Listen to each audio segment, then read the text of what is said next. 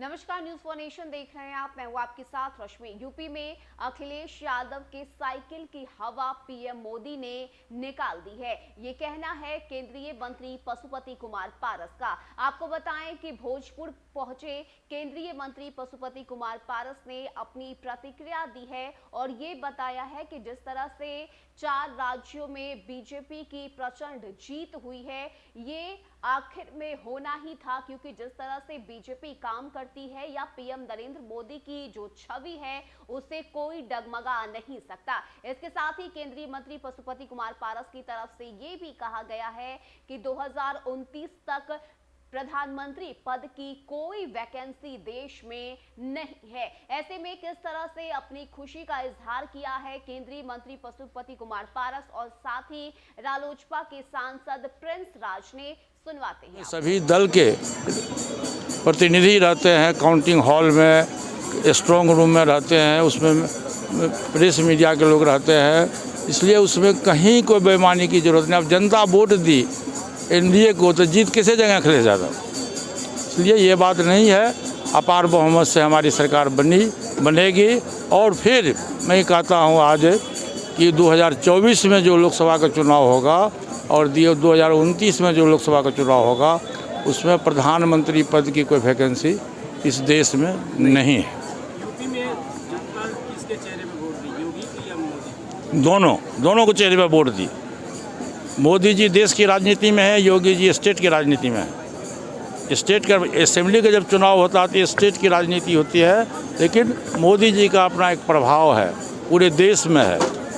और उसी तरह से आप देखिएगा कि पूरे देश में जहाँ कहीं भी चुनाव होता है, आप जैसे बिहार की बात लीजिए तो बिहार में भी आज देखिए 16 वर्ष से नीतीश कुमार जी बिहार के मुखिया हैं, मुख्यमंत्री हैं और वो विकास पुरुष माने जाते हैं। कभी आपने सुना नहीं होगा, कभी आपने देखा नहीं होगा कि 24 घंटा में 24 घंटा बिजली उपलब्ध हो। शहर की व्यवस्था आप देख लीजिए, पटना शहर में जाकर देखिए कितना अच्छा रोड है, कितना अच्छा बिजली है। आप पटना से किशनगंज चले जाइए तो 5 घंटा में आप किशनगंज जाइएगा, पहले पटना से किशनगंज जाने में 12 घंटा लगता था। तो ये व्यवस्था है। विकास पुरुष के नाम पर नीतीश जी भी माने जाते हैं, जैसे हमारे माननीय प्रधानमंत्री जी देश के विकास पुरुष हैं, उसी तरह से नीतीश कुमार जी बिहार के लिए उन्होंने बहुत कुछ दिया। सर, यूपी चुनाव के बाद बिहार में भी कुछ बदलाव की बिहार अंदर बढ़ती नजर? कहीं कोई बदलाव नहीं होगा, ये आपके मीडिया का भ्रम है। कहीं कोई बदलाव नहीं होगा, कहीं कोई मतभेद नहीं है, न मनभेद है न मतभेद है। हम एकजुट हैं और भविष्य में भी एनडीए एकजुट रहेगी।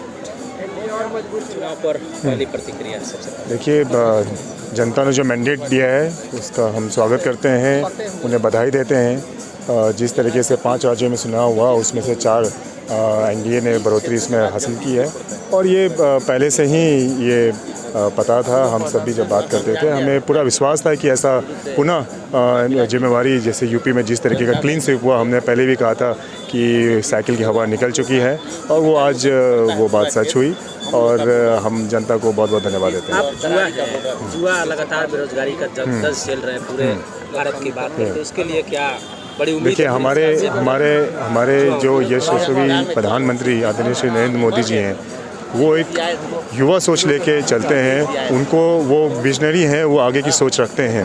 पिछले 2 साल में जिस तरीके से वैश्विक महामारी देखने को मिला, पूरे देश पूरे दुनिया में जिस तरीके से यह इसका कोरोना का प्रभाव पड़ा, उस कोरोना के प्रभाव में भी हमारे प्रधानमंत्री जी ने जिस तरीके से निर्णय लिया, जिस तरीके से उन्होंने कदम उठाए और जिस तरीके से वैक्सीन हर एक नागरिक को पहुँचाया गया, उसके लिए हम उन्हें धन्यवाद देते हैं। और जिस तरीके से आपने ये कहा कि भाई यहाँ रोज़गार की बात को लेकर कहा, उस पर हमारे प्रधानमंत्री जी, चाहे बिहार के मुख्यमंत्री जी हों, चाहे योगी आदित्यनाथ जी हैं या कोई भी अन्य राज्य हो, इस पर काम किया जा रहा है। हमारे युवा साथी के बारे में सोचा भी जाता है, उनके बारे में काम किया जा रहा है। आगे देश को कैसे बढ़ाया जाए, हमारा देश एक युवा देश है और इसको आगे बढ़ाने में जो भी चीज़ें ज़रूरत होंगी हमारे प्रधानमंत्री जी हैं उसको ज़रूर करेंगे।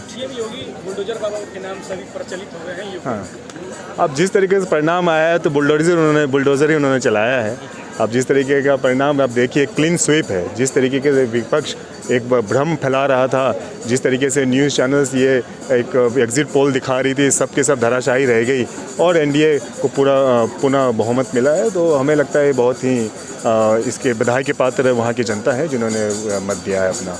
और आपने ये बात बोली कि विपक्ष में कुछ ईवीएम के, तो आप ये क्या उनको कोई एक सीट नहीं मिली? क्या उन्होंने कोई भी सीट पे जीत हासिल नहीं की? जब तक रहेंगे, जब तक ईवीएम रहेगा, जब तक तो उन्होंने जिस सीटों पे जीत हासिल की है, तो वो उन्होंने किस तरीके से हासिल की है? क्या उन्होंने उसमें गड़बड़ी की है? क्या उन्होंने भी तो जीत हासिल की है, ऐसा नहीं है। तो ये है, अब देखिए विपक्ष में भी हलचल है, जल्द विपक्ष अब सत्ता पार्टी में ज्वाइन कर जाएगी सबके सब।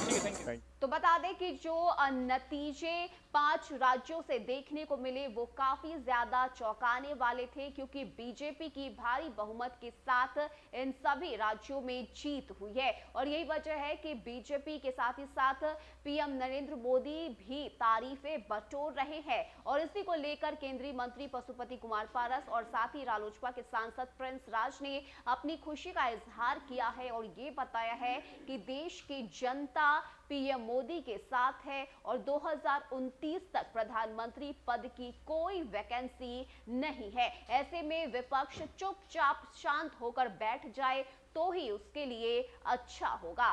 फिलहाल तो इतना ही। ज्यादा अपडेट के लिए आप बने रहिए न्यूज़4नेशन के साथ। नमस्कार।